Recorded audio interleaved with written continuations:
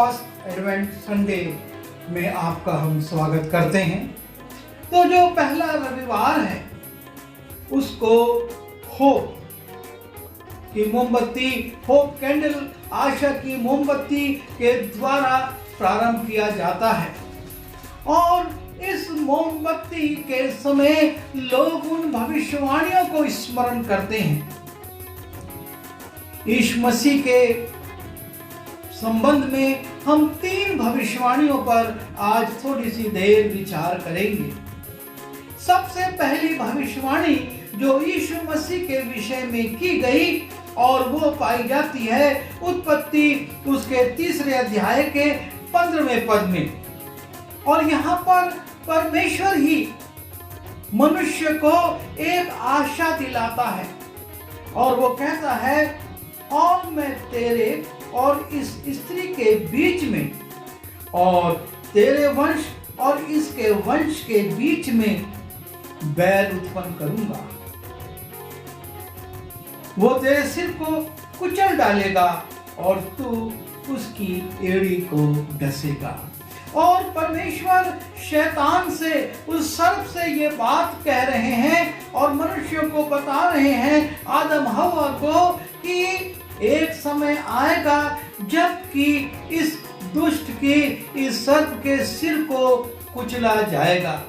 और मनुष्य के लिए यह संभव नहीं कि वो शैतान के सिर को कुचल सके। ये परमेश्वर भी जानता था और इसीलिए उसने कहा कि मैं तेरे वंश और इस स्त्री के वंश, क्योंकि यीशु मसीह स्त्री के वंश में रहा, क्योंकि उसका संसारिक पिता कोई नहीं था।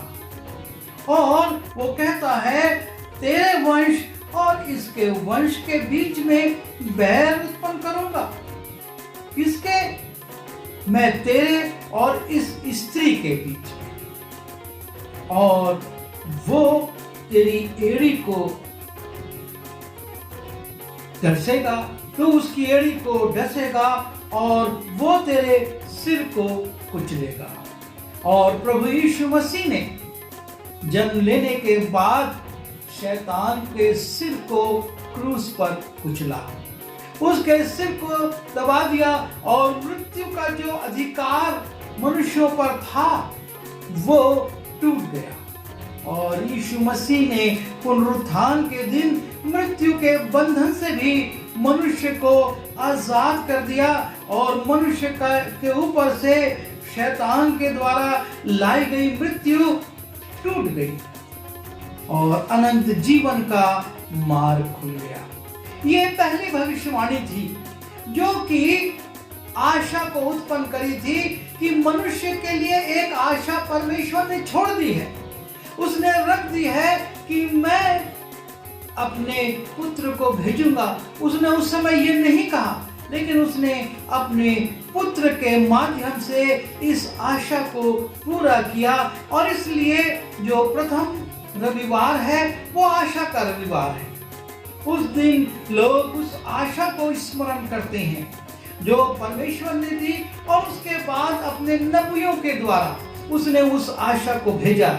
जब हम यशाया उसके 9वें अध्याय के 2 पद को देखते हैं तो लिखा है, जो लोग अंधियारे में चल रहे थे उन्होंने बड़ा उजियाला देखा।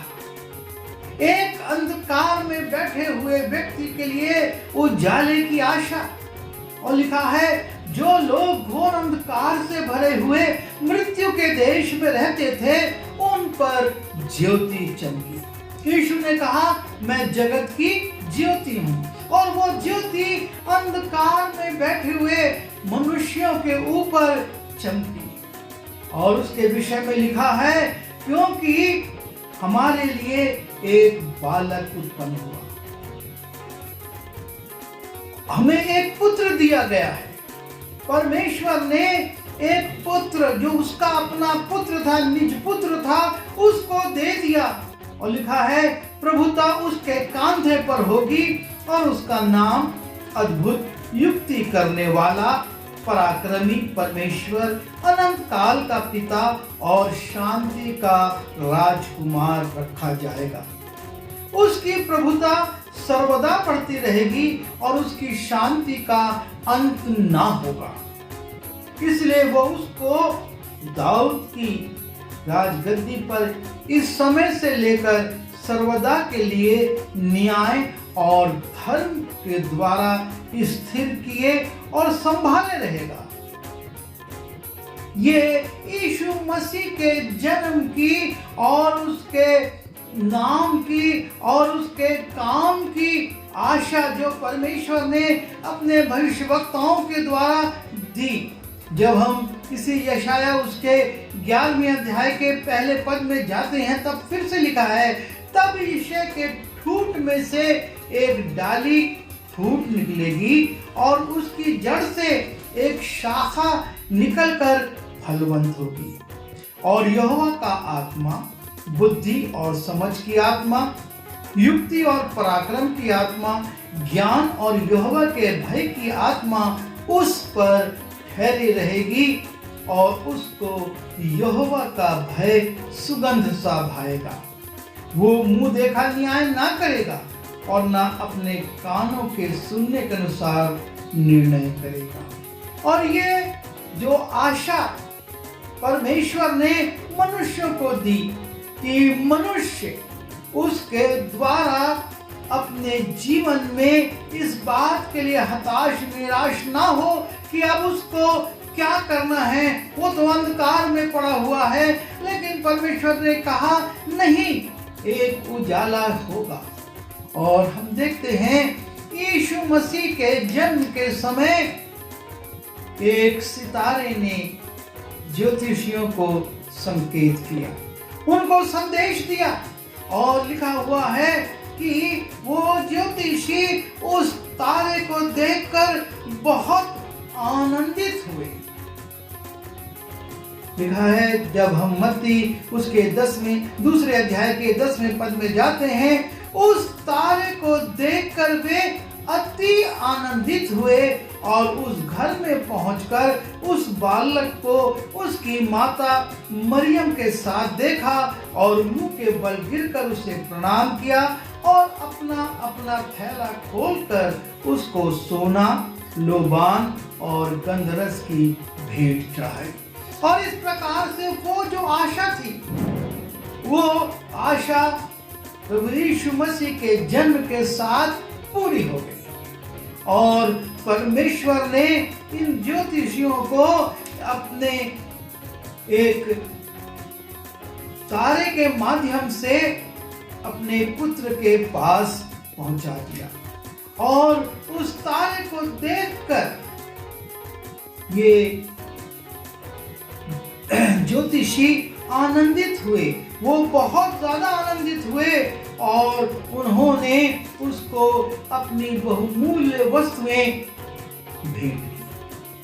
परमेश्वर ने न सिर्फ ज्योति के माध्यम से पर स्वर्गदूतों के माध्यम से भी, लिखा है, प्रभु का एक दूत उनके पास आ खड़ा हुआ और प्रभु का तेज उनके चारों ओर चमका और वे बहुत डर गए।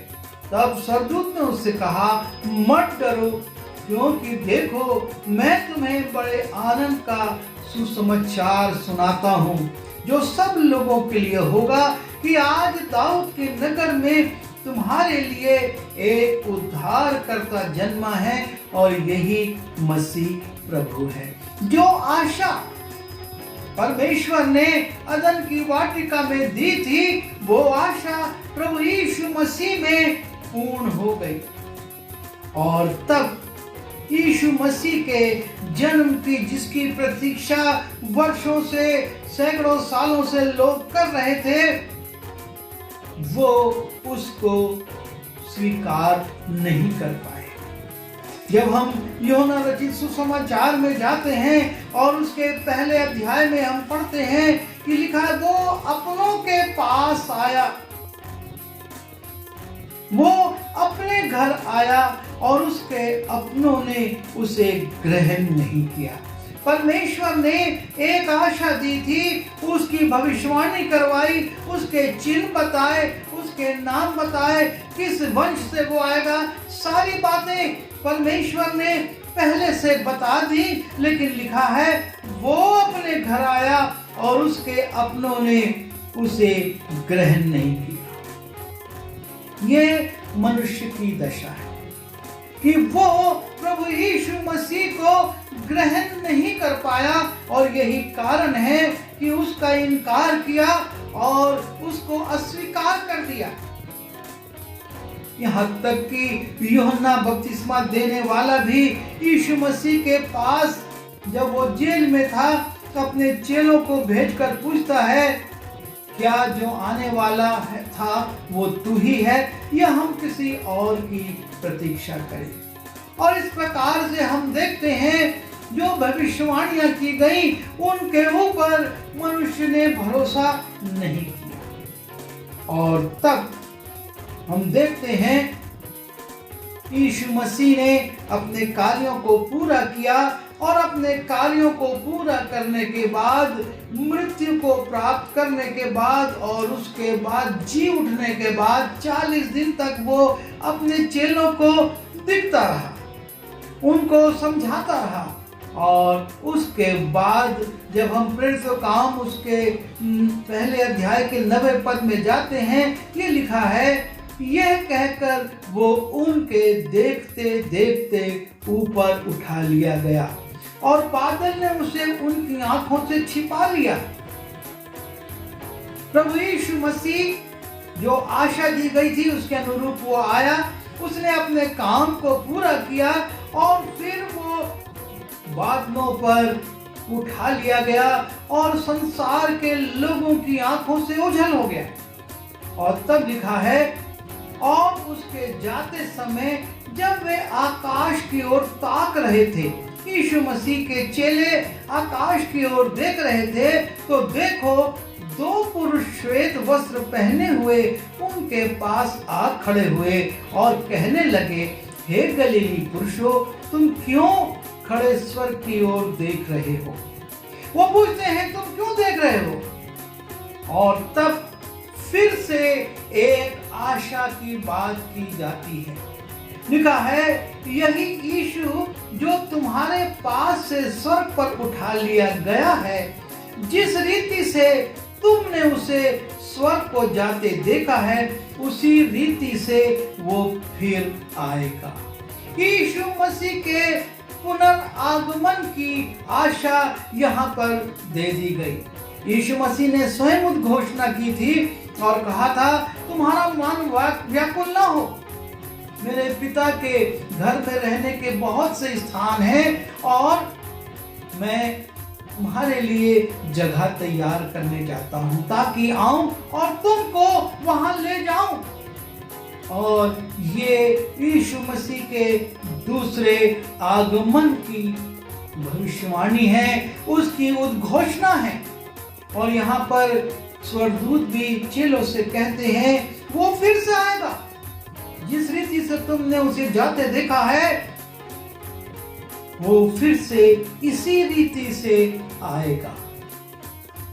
और जब हम इन दिनों में जी रहे हैं, प्रभु यीशु मसीह के जन्म की आशा जो दी गई थी, उसके आगमन की जो आशा दी गई थी, वो पूरी हो चुकी है। तो आज हम किस आगमन की तैयारी कर रहे हैं? वास्तव में आज हम यीशु मसीह के दूसरे आगमन की तैयारी कर रहे हैं।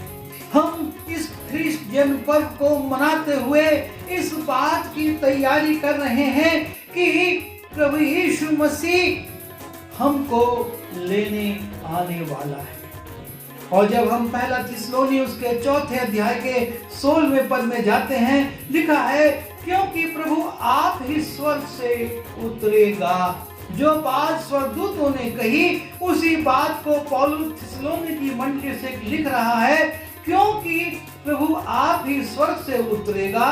उस समय ललकार और प्रधान दूत का शब्द सुनाई देगा और परमेश्वर की तुरही फूंकी जाएगी, और जो मसीह में मरे हैं वे पहले जी उठेंगे, और हम जो जीवित और बचे रहेंगे उसके साथ बादलों पर उठा लिए जाएंगे कि हवा में प्रभु से मिलेंगे। यह है हमारी अब आशा। वो आशा जो परमेश्वर ने अदन की वाटिका में आदम हवा को दी थी, वो आशा जो भविष्यवक्ताओं के द्वारा दी गई, अब वो आशा पूरी हो चुकी है। पर यीशु मसीह के दूसरे आगमन की आशा में हम इंतजार कर रहे हैं और हमको इस बात पर विचार करना होगा कि पहली आशा में लोग उस यीशु मसीह से भेंट करने के लिए तैयार नहीं थे और उन्होंने उसको अस्वीकार कर दिया। लेकिन आज क्या हम प्रभु यीशु मसीह से, जब वो उसका दूसरा आगमन होने वाला है, सारे चिन्ह प्रकट हो रहे हैं, क्या हम उससे मिलने के लिए तैयार हैं? क्योंकि उस समय के लोगों ने यीशु मसीह को नहीं पहचाना, वो इंतजार करते रह गए। यीशु मसीह उनके बीच में आए और क्रूसित होकर मरे और जी उठे और स्वर्ग पर उठा भी लिए गए और वो इंतजार करते रहे। पर दूसरे आगमन की हमको तैयारी करना है, क्योंकि जब हम पहला कुरिन्थी उसके 15वें अध्याय के 51वें पद को देखते हैं, लिखा है, देखो मैं तुमसे भेद की बात कहता हूं, हम सब तो नहीं सोएंगे परंतु सब बदल जाएंगे। प्रभु यीशु मसीह के आगमन के समय यदि हम जीवित रहे तो हमको मरना नहीं पड़ेगा, लेकिन हम बदल जाएंगे। और ये सब कितनी देर में होगा? साफ लिखा है, ये क्षण भर में पलक मारते ही, पिछली तुरही फूंकते ही होगा, क्योंकि तुरही फूंकी जाएगी और मुर्दे अविनाशी दशा में उठा लिए जाएंगे और हम बदल जाएंगे। और इसलिए हमको बहुत सचेत होना है। दूसरे आगमन के बाद कोई समय नहीं रहेगा, पल भर में पलक झपकते सब कुछ हो जाएगा और तब यदि हम नहीं उठाए जा सके तो सिवाय पछताने के कुछ नहीं रहेगा।